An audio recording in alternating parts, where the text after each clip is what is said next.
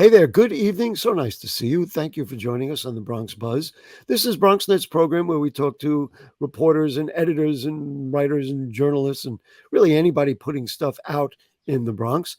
And under the category of out, we're also going to show off some artwork from some students, some Bronx students who are winning awards and doing amazing things in our second segment.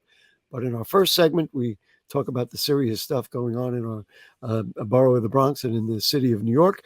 A reporter from amNewYork Metro is Sarah Belle Lin. She joins us for the first time. Nice to see you, Sarah Belle. It's so great to be here. Thanks so much for having me. Just so people of the Bronx know who you are, let's just talk about your interest in journalism. When did it start, and how did we get to the point that you are an AM New York Metro reporter? Sure, any chance that I get to talk about the bread and butter, the There we reason go. for which I truly exist on this planet Oh my goodness. is a pleasure.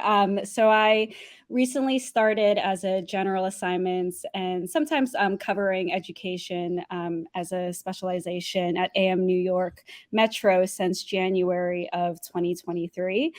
Previously, before that, I had the privilege of being able to cover parts of the Bronx.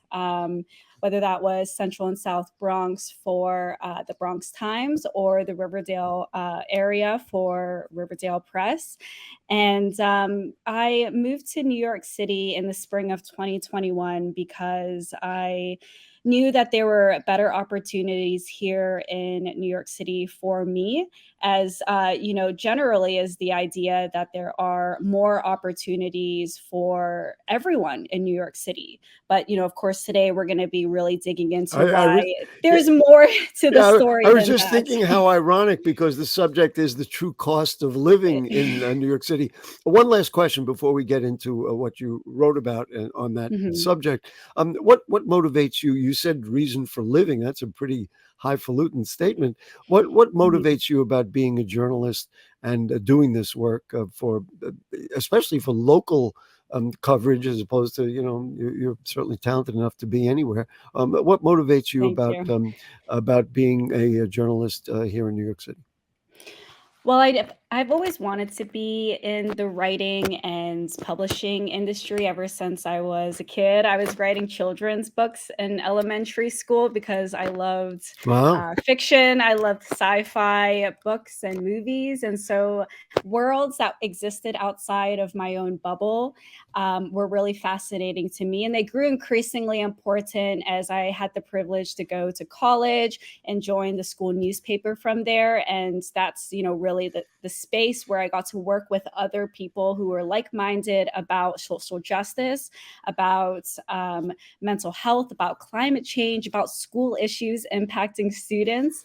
And I got to ask really important and tough questions to people who were doing the work at the community level, but also those who were in power. So I've taken that interest in being able to bug people and be nosy about important situations and issues impacting everyone, but mostly the most vulnerable people in Hmm. society with me to New York City. So it's just been a great adventure, the greatest adventure of my life so Wow, far. isn't that wonderful? And I have to say, people who read facial expressions, when you talked about the issues and when you listed the issues, all of a sudden your face scrunched up and you were like, these are things we really got to talk about. So let's talk about the true cost of living in New York City. Mhm. The latest true cost of living in New York City report shows 50% of working families can't afford basic needs in our city of New York. That is a frightening number. I It have to is. say, what is your reaction to that? And can we underscore why we think that might be? I mean, and is there a way to unravel it and make you call the most vulnerable people maybe a little less vulnerable? Yeah, so that's a three-part question right there. The first is what was my initial impression of this figure? Well, I wasn't perhaps surprised having moved to New York City myself and seen right off the From bat where? how By the way, from where did from you move? California. I moved California. here from, the Bay Area, California, Okay. which we all know also has exorbitant rent prices and cost of living and high standard of living.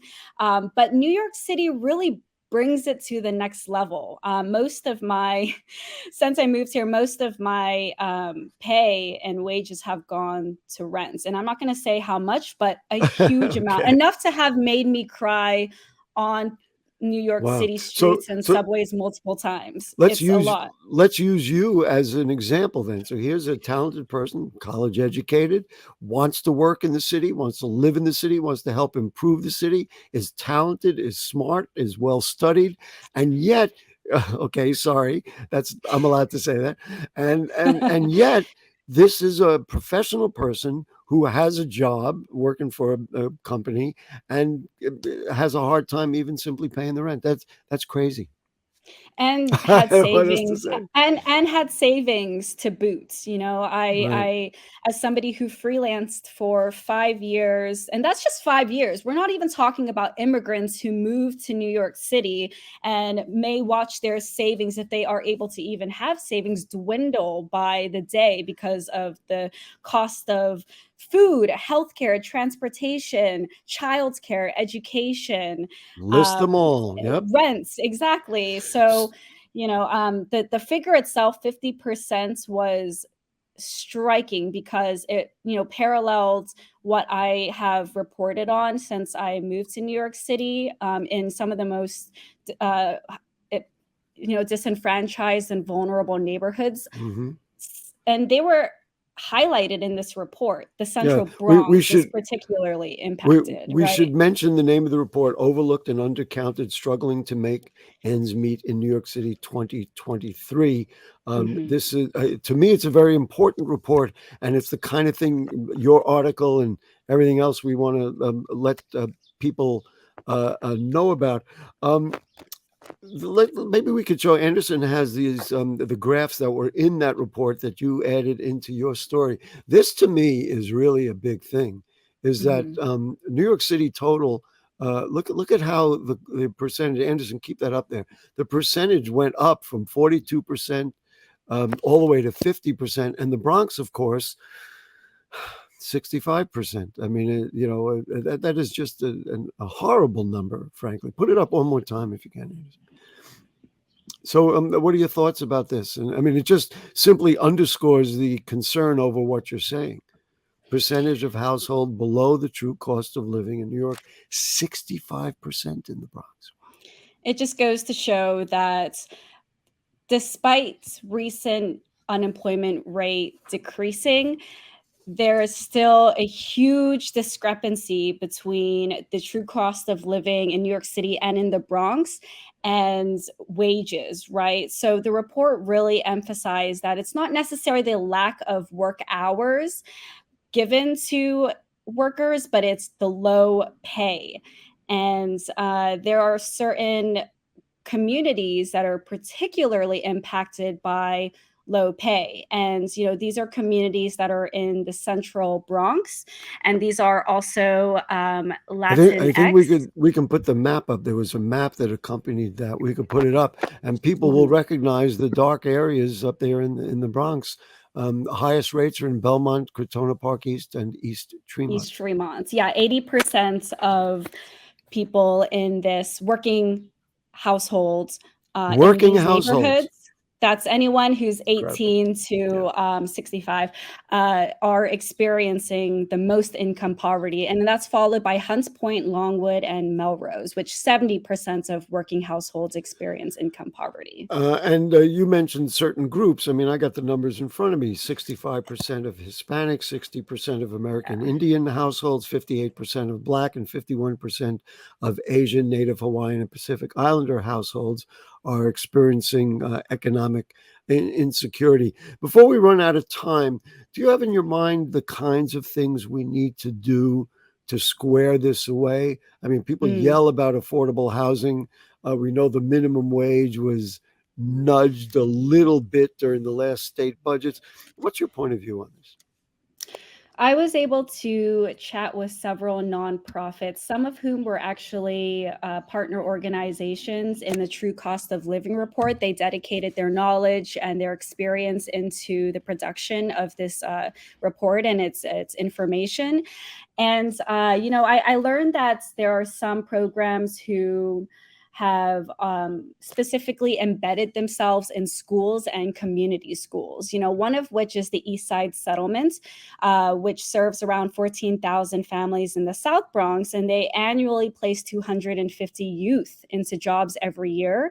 Wow. And I spoke with their executive director, Daniel Diaz, who said they're looking now to expand work and training programs and career development opportunities in schools. They would So like to you get see more this as people in green jobs, and they would also like to get more people into highly desired sectors like healthcare and construction.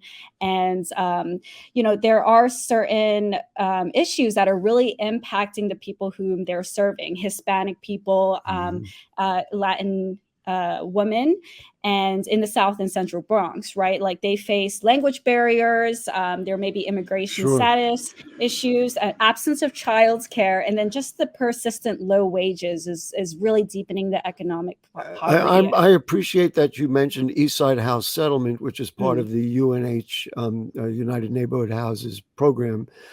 So I'm always looking for answers, and so in your answer to me, it sounds like the more settlement houses we have, the more we can contribute to groups like UNH that manage all these, many of these throughout the Bronx and throughout the city.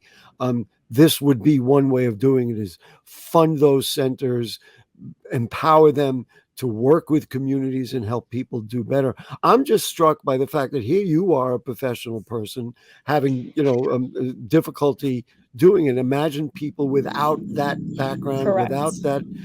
Those people are definitely at a significant disadvantage. Your article Correct. also talked about immigrants who are Mhm. experiencing vast income inequality in New York City. We're almost out of time, Sarah Belle Lin.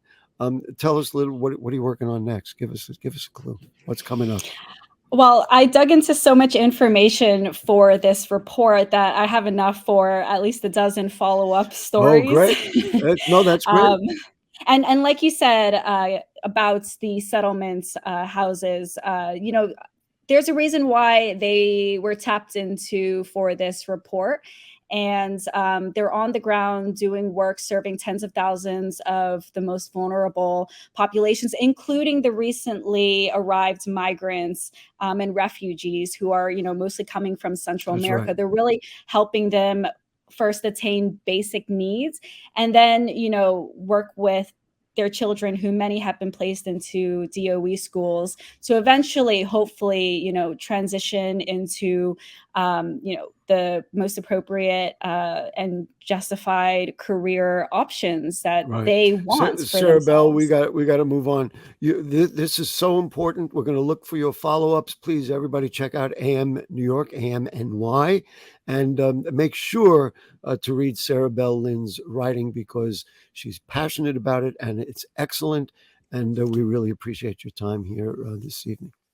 Thank you so much, Gary, for Good. having me. Good. We are going to invite you back, because this is a big topic. And maybe along the way, our second segment's going to fit right in, because we're going to go to the Millennium Art Academy in the Bronx, and they're training their kids to be, express themselves and do better in their lives through their artwork. And we're going to take a look at them and visit with them right after we take a break. Don't go away.